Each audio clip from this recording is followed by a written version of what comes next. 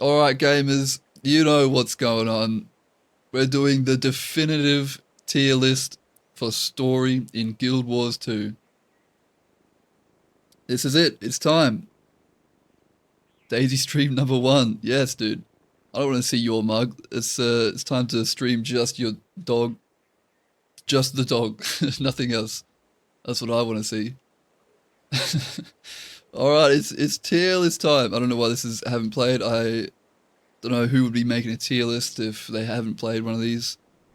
So we'll just, I don't know, we'll rename this Poo Poo. Alright, so we've got all of the story, all of the expansions and Living World seasons here. Ender Dragons, Heart of Thorns, Icebrood Saga, Season 1, 2, 3, 4. Personal Story, Path of Fire, and the most recent Secrets of the Obscure. I feel obligated to add a little asterisk onto the Secrets of the Obscure story. It is not finished yet. This is currently being recorded at near the end of the release schedule of Secrets of the Obscure. There is one story patch left, so pretty much the finale. So just keep that in mind. I'm going to be rating Secrets of the Obscure without the finale. So just pretty much so far. Which spelling of poop is correct? Poo or poo? You know what's up. You know exactly which one is correct, dude. Don't even step up to me, man. You'll fucking regret it. So let's start off with, you know what, I'm going to start off with Secrets of the Obscure because it's the most recent one. And this one is a little bit, I don't really, I feel like I'm being a little bit harsh on this one, but I'm not a huge fan of the story of Secrets of the Obscure. I don't hate it, but I really have not been impressed by it. So far, again, so far. It's far from like poo poo tier, but it's also far from S tier. I think it's incredibly average. Averinus reckons C tier. I'm sort of inclined to maybe give it B tier just because I like the whole wizards vibe. But I don't know, I feel like they could have done the wizard vibe better. It doesn't feel very grounded in that theme.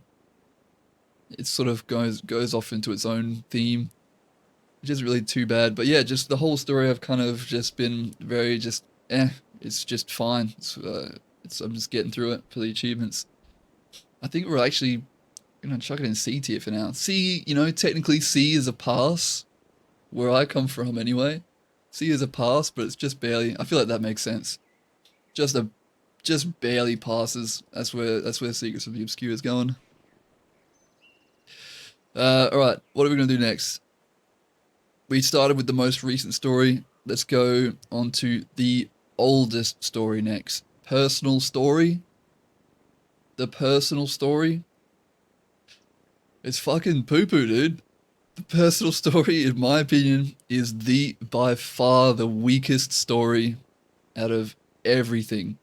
The personal story, the original, like the core game personal story. It's got like maybe you could argue it's got a bit of like old school charm to it, whatever. It is very, it's sort of supposed to be, not everyone, it's not supposed to be like the most incredible story. It's the first, introduction. It's sort of like part of the tutorial as well, you could say. Which is sad because that's what everyone first experiences. Exactly. And I feel like there is actually a chance that they might go back and redo the personal story. Maybe it's I'm not certain, but just because they've been trying to improve the new player experience a lot lately, that's the only reason I think they might go back and sort of just refresh the personal story a bit. But yeah, it's very slow. For me, the ore parts really just, I mean, no spoilers here, but like the later parts of the story really seem to drag on forever and ever. Not a fan. Easily the weakest story. Get out of here. In poo-poo tier.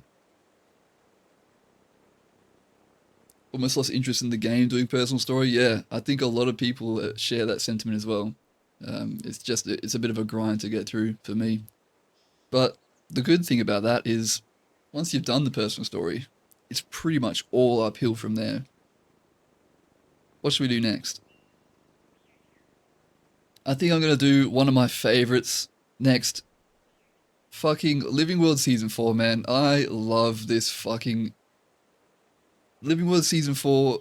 Not only has it got like the greatest villain of all time, of all of the stories, Palawa Joko, Palawa Ignatius Joko, most interesting, complex, and fleshed out antagonist of all of the story, I think, easily. And I think a lot of people can agree with that. It also has, for some reason, and I've never been able to find an explanation to why this is, but Season 4 has just incredible cutscenes. It's like they poured like 3 times the budget into the cutscenes for just Living World Season 4, and I have no idea why. Even like the later seasons that came after Season 4, I feel like the quality of the cutscenes is subpar. I don't know what it is. The cutscenes in Season 4 look so good.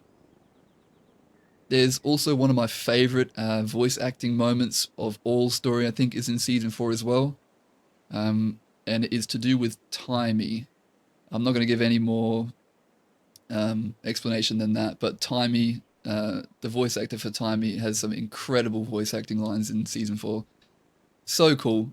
Also, introduction of the Roller Beetle, introduction of the Living World Season 4 train is fantastic. One of the coolest trains in the game. I love Living World Season 4. It's fantastic, and that's going straight into S tier. Easy. Boom. Let's do some of the Living World. Let's just do some of the other Living World seasons. Season 1. This is probably one that most people have missed, I reckon. Probably the one that the least amount of people have done, because it was unavailable for so long. They've only just recently sort of re-released it. Maybe that was probably not that recently anymore. Maybe about a year ago. But I actually really liked Season 1. I think I actually have yet to play the final episode of the re-release of Season 1, but I know basically what happens. And yeah, I remember when I was going through the Season 1 re-release, I had a really good time. I really like how they introduce all of the characters. You know, you get to see Bram, Marjorie. They introduces all of those characters that stick with you for a long time. I was a big fan. It has it is a little bit more old school, but I don't think it's quite the same as, it's not like bad. It's old school in a good way. It has very charming vibe, in my opinion. So this is going to go quite high. I think this is going to go into A tier for me. I really like Season 1. It's cool. Very good stuff. Charming. And it's also contains like one of the biggest pieces of story that changes the world of Tyria as we know it, which is a pretty big event. I liked meeting Marjorie, right? I liked meeting all those guys. I really liked meeting Timey, Marjorie, and Casimir. Oh, I think you meet Casimir in the personal story though. She carried Season 1. Felt very film noir. Yes, yeah, she's cool. Little detective business. I really like Season 1. Good stuff. Solid A tier, I reckon. What's up next? Let's do Ender Dragons, because I think I often say End of Dragons and Season 4 are neck and neck for my favorite story of all time. You know what, I've struggled to choose between the two of them for a long time. I might have to finally make a decision here, live on the air. Uh, if really, if I will say that split End of Dragons into two halves. The first half of End of Dragons, I think, is fantastic. I had such a lovely time playing End of Dragons. I think I'm a bit biased because I played End of Dragons at a time that I had a lot of free time. At the time I was going through End of Dragons, I had a lot of free time, so I was able to play it a lot and get really immersed. But man, early End of Dragons, it's so immersive. You get to see, for me, since I didn't play the original Guild Wars, this is the first ever time that I saw Cantha. and it was really cool because it's still a part of Tyria, but it's like a completely new culture. It's very far away from core Tyria. It was really cool experience going through Ender Dragons for the first time. However, the second half of it I wasn't as big of a fan of. It's huge and epic and it's very important to the story. But I actually just had a better time going through the first half of Ender Dragons. And I think that alone might be what drops it down underneath season 4. Like season 4 is pretty solid all the way through. End of Dragons, I feel like the first half I might even prefer that to season 4, but the second half I don't. So averaging it out, this is my logic that I'm applying here.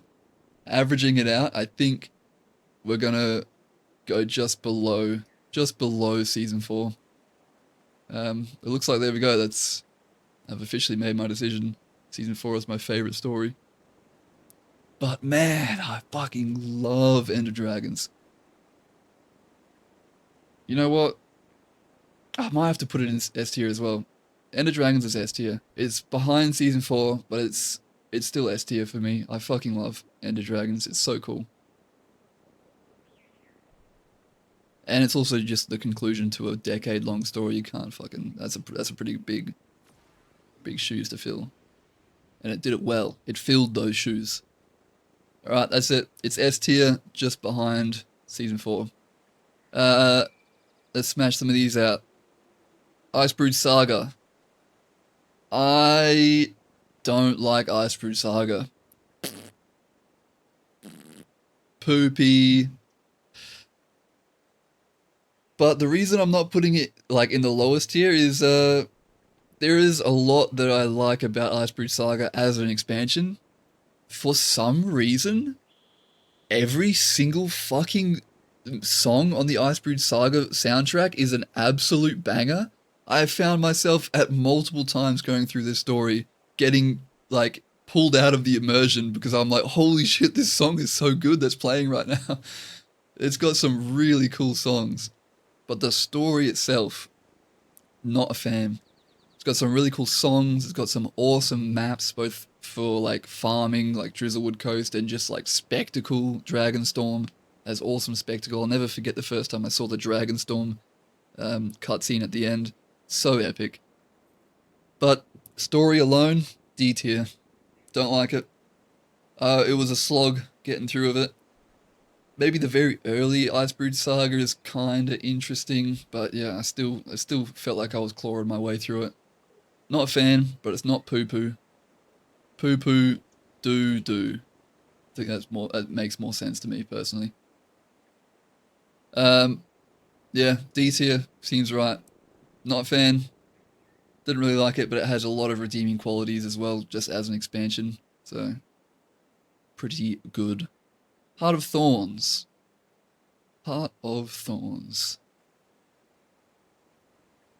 Heart of Thorns. It's better than Secrets of the Obscure. I like it better than Secrets of the Obscure. But I'm not a huge fan of Heart of Thorns. I think this is B tier. I feel like that looks pretty good. That fits pretty comfortably in B tier. It's good. It's good. But I like the themes, you know, I love the verdant type maps. Although it was a bit of a bitch getting through like Verdant Brink without mounts. It's pretty cool story. It's pretty cool. I don't think I've got a lot to say about it. It's just like alright, it's pretty good. I know my mate Michael, I think Heart of Thorns is his favourite story, and a lot of other people. It's very well beloved, so this might be a bit of a spicier take, it being a pretty average tier. But yeah, I thought it was just good. It was just good. Better than Secrets of the Obscure, but I think I would actually rather play Season 1 and any of these other ones more than Heart of Thorns. That feels right. That feels good. Season 2. Honestly, one of the more forgettable ones. It's like got that old school vibe like Season 1, but it doesn't really have as much charm as Season 1. It felt like kind of filler content. was not a huge fan of season 2. Honestly, this is gonna go pretty low, I think. Would I rather play Secrets of the Obscure or season 2? I think it's Secrets of the Obscure beats season 2. I think D tier, to be honest. Maybe it's better than Icebrood Saga, I think. I'm not a fan of season 2 though. It was like whatever. Eh. Yeah, I think that looks good. Better than Icebrood Saga, maybe, story wise. Not absolute dog shit, but not impressed. Not impressed. 2 more to go. We'll do season 3 real quick because this might be an interesting take. I don't think many people are a big fan of season 3, but I really like season 3. I had a great time when I was going through this. It's got some really cool maps, cool story. I really like Bitterfrost Frontier. I really like Lake Doric. I had a pretty good time going through season 3. Um, it's between A and B tier, I think. It's not, the most insane thing ever. Would I rather play Heart of Thorns or season 3? They're pretty comparable, I think. Maybe just above. I think I would rather play season 3, but maybe not quite A tier. I think that was good. Top of B tier, pretty good stuff. And finally, Path of Fire. One of the most game-changing expansions to ever have dropped on this planet. Introduction of mounts. Obviously, the introduction of mounts is arguably, I'd say this is probably one of the most game-changing expansions. But just in terms of story, it was pretty good. I liked it. Not S tier. It's not up with the big dogs, in my opinion. Honestly, I think it's better than Secrets of the Obscure. I think it is. I think it might be B tier. I feel like it's kind of comparable to Heart of Thorns, but I feel like I might actually prefer Path of Fire. Even though I probably like the maps of Heart of Thorns better, maybe. I think we're gonna go above that. What about season 3? I think it might be better than season 3. I think it's better than season 3. What about season 1? Honestly, I think we're gonna go A tier. I like Path of Fire. It's cool. Again, really awesome music. Yeah, I guess the music isn't really part of the story, but I feel like it has to have some kind of effect. I really like so much of the music in all of these. Really, to be honest, like it hurts me to say this, but I think Secrets of the Obscure is like one of the first expansions that has very average music. And I hate that. That sucks. Because there's been so many bangers, but I really just didn't care much for the music in Secrets of the Obscure. I was never like pulled out of the immersion because I was so impressed by this song or anything, like I wasn't with Icebrood Saga. Secrets of the Obscure music is like fucking very average in my opinion. But Path of Fire has awesome music, very you know, desert themed kind of stuff. You know what's up. I think I think Path of Fire is A tier. I reckon that's it. What do you guys reckon? How does that look? The story tier list completed. I think I'm pretty happy with that. Personal story right at the bottom in the trash where it belongs. And we've got the 2 greatest stories, Season 4 and End of Dragons, up the top. Secrets of the Obscure being C tier feels right. Very just mid, just barely passing. Maybe this will change though once the final patch drops and we get the finale of the Secrets of the Obscure story. Maybe it'll change. Who knows? Maybe it's going to have an incredible finale. But even if it does, to be honest, I think the best it could do is maybe bump it up to B tier, because the rest of the story is still pretty mid. But there we go. Tell me what you reckon.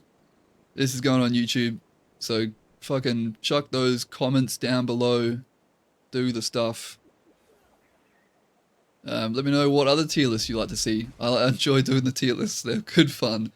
It seems like they're pretty enjoyable as well. So let me know what other tier lists you'd like to see.